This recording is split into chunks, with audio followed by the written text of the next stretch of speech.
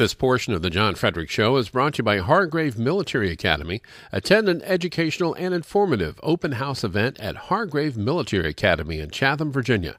For more information, visit online at hargrave.edu. Hargrave Military Academy. Build his future. Joining us now is Virginia Republican Congressman from the 4th District. That's the Chesapeake area and many, many other areas in his long district in Virginia. Congressman Randy Forbes. Congressman, great to have you with us right here on the show. John, thanks. It's always a pleasure to be with you. Okay, I want to go straight to Obamacare, and I was hoping, Congressman, you could walk our audience through the potential defunding of Obamacare, what some conservatives are trying to do, and then how that might get tied to a threat to shut the government down. Well, John, there's a host of different mechanisms out there that people have put forward and continue to put forward to try to shut down Obamacare. We know how damning Obamacare is, not just to the economy, but to our overall healthcare system. So the priority of doing that is certainly high on so many people's radar screens. We have passed several bills in the House of Representatives that would effectively repeal Obamacare, but as you know, as long as you've got the Senate in there, they're not going to take up anything. So when you look at having to come up with a continuing resolution to keep the government open, since it's unlikely we'll get the appropriations bills passed out of the House, that the Senate will also pass by the time the fiscal year runs out. Very, very shortly from now. There are many people who have proposed that if you can't defund Obamacare, that you do not sign on any continuing resolution at all, and therefore you shut the government down. That is one proposal that is certainly out there that people have talked about doing. The second one is, rather than take that kind of drastic means, that you continue looking at every funding bill that comes out to try to take key parts of the Obamacare out. For example, something that I have fought for a long time is removing the funding for the Internal Revenue Service. If you take that leg out, then the foundation of Obamacare begins to crumble. The other thing is, as you know, the White House came out and delayed the employer mandate because it was just unworkable and so horrendous on employers across the country. We have also proposed doing away with the individual mandate. If you took those three legs out, Obamacare falls under its own weight. And so they're the proposals that seem to be out there right now floating around. The near-term one will be this potential government shutdown, which we'll be looking at as soon as September when we are back in session. What does your instinct tell you with that, Congressman? My instinct tells me that a majority of individuals will work on that three-tier approach that I referenced, which would be to try to do away with the employer mandate, the individual mandate, and the Internal Revenue Service provisions. I think that's where we have the most likelihood of success. I think they're real successes because I think the American people realize how onerous this employee mandate is going to be. They realize how onerous this individual mandate is going to be, and it's really going to hit them next year. And the third thing is, I think very few of us want the Internal Revenue Service dealing in our health care business or in much of our other business, for that matter, right now. I think when you start talking about shutting down the government, John, it sounds wonderful. It sounds great if you are not bearing any of the consequences and if you are not informed about what all those consequences are. But the consequences become enormous when you talk about what it does to national defense of the country, what it does to the economy, and also what it does to individuals who we just throw literally millions of people in disarray as to their lives. And so I think most people in Congress are going to have that as a very last resort. Well, I remember I was in Washington, D.C. covering the last government shutdown when Speaker Gingrich was in charge. I remember that the aftermath of that and the way that it was played in the media really made Gingrich out to be a nefarious character. The Republicans paid a heavy price for that. Do you see the same type of negative political ramifications coming into play if some conservatives do indeed say, we have no alternative but to potentially go for a government shutdown? Well, John, we know how the media is going to play anybody who's conservative, anybody who believes strongly in the Constitution.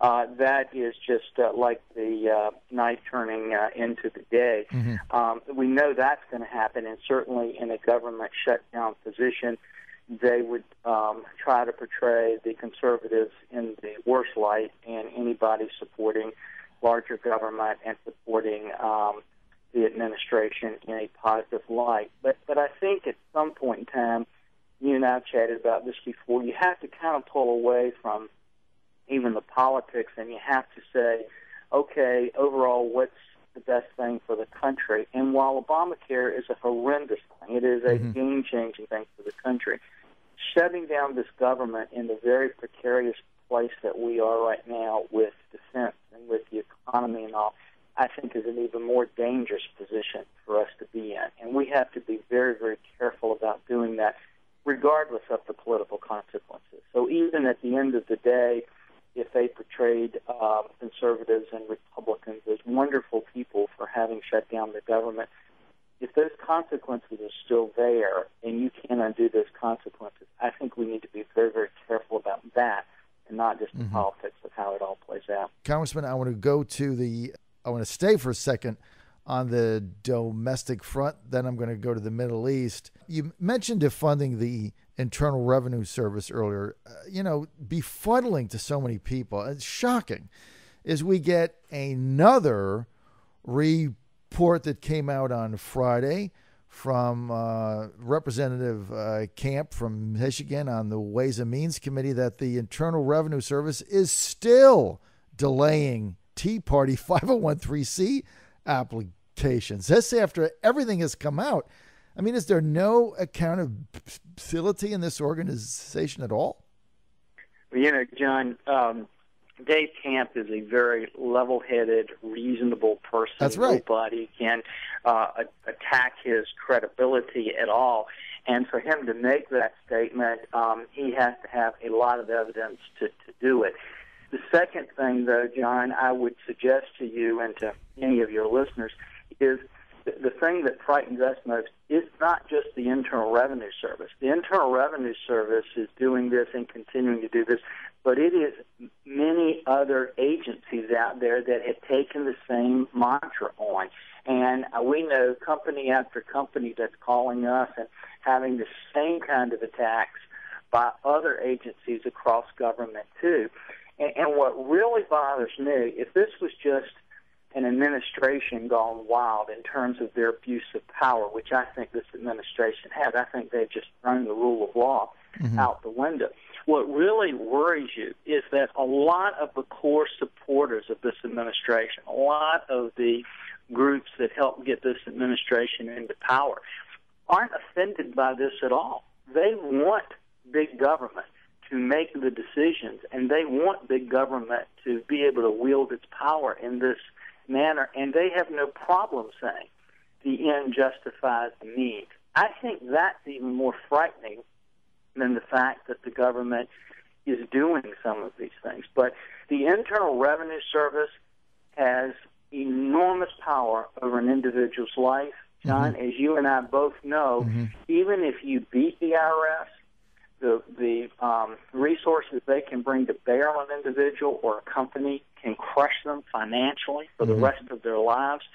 And that's why it's so important, not just that we stand up in Congress, but the American people stand up and say, enough is enough.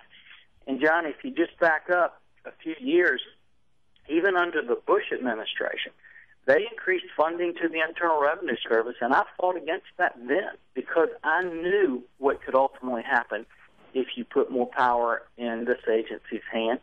When they put it in the health care bill for the last 2 years, I've been trying to fight to get the Internal Revenue Service out of health care because I knew where they'd been. And I think Dave's statement just reinforces what many of us have seen for years, the unwieldy power and arrogance that can reside when agencies get this kind of strength and power. And like you said, they are almost unaccountable in many of their actions.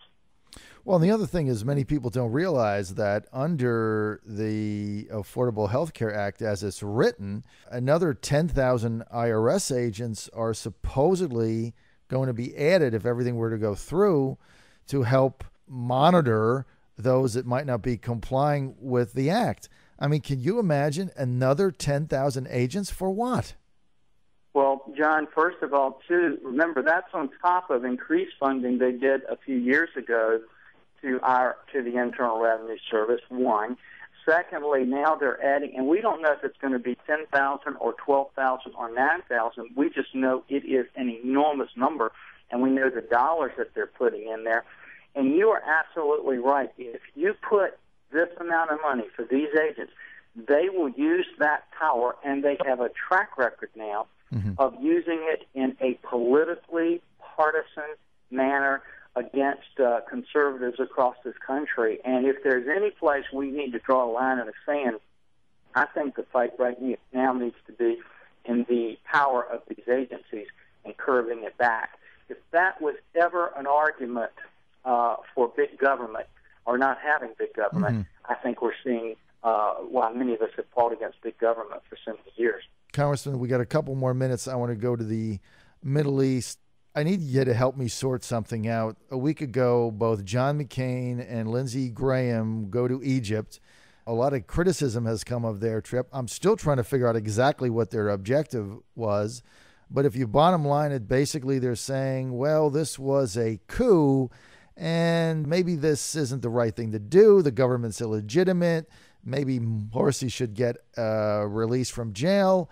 And you almost get the feeling that they're saying, hey, we'd be better off if the Muslim Brotherhood was still in charge. What do you make of this? Well, John, I think your assessment is correct. I think two things. When you listen to what Senator McCain, Senator Graham says, I oftentimes can't connect the dots. But if you look at what they're saying and you read between the lines, it's as if that's exactly what they're saying, that they ought to release him and actually consider putting him back in power. I think what you find is there aren't really black hats and white hats in Egypt. There's a lot of black hats, and we haven't found who the good guys are. That's right. And I think that's why we need to be very, very careful before we start picking sides over there, because we don't know at the end of the day if we pick just another side that's going to be more detrimental to our allies and more detrimental to the principles that we stand for. And so what I have said is that we need to be in a very monitored process as we watch them sort this out. We need to be very careful of how we interject ourselves into that, because so far this administration hasn't had a very good track record of picking winners and losers in these conflicts in the Middle East. Oh, there's absolutely no question. Now, when we talked a week ago, you said your position on maintaining the, I guess, $2 billion of military aid funding had evolved, and you were in favor of continuing it. Do you still hold that view, Congressman? Well, John, if I could clarify just a little bit what I said. What I said was that we needed to be careful on the timing, and that we needed to be careful as to when we pulled that funding, if we pulled it. And there were some people clamoring to pull it immediately and to come out with statements to pull it immediately. I didn't think that was the wise thing to do. And if you remember, what I said was we needed to be careful, because at least if we listen to our allies in the Middle East, if we listen to some of our experts in the Middle East, the Egyptian military, with all of their faults, have been the closest thing we've had to stability in Egypt in a long period of time. We want to be careful in completely severing those ties and pushing them in the hands of even worse characters. But I did not say that we should never cut that off. It's just that the bills that are going to deal with that are going to be down the road for us in Congress effectively. I think we have time to monitor that and see how the Egyptian military comes around. We ought to be using that as leverage. We ought to be using that to negotiation with them. Makes sense. There'll be time for us to cut that off. All right, in a few months. Congressman, we're out of time. We appreciate that clarification. Always a pleasure, sir, to have you on the John Fredericks Show, and we appreciate your candor. Congressman Randy Forbes from Virginia. This is the John Fredericks Show.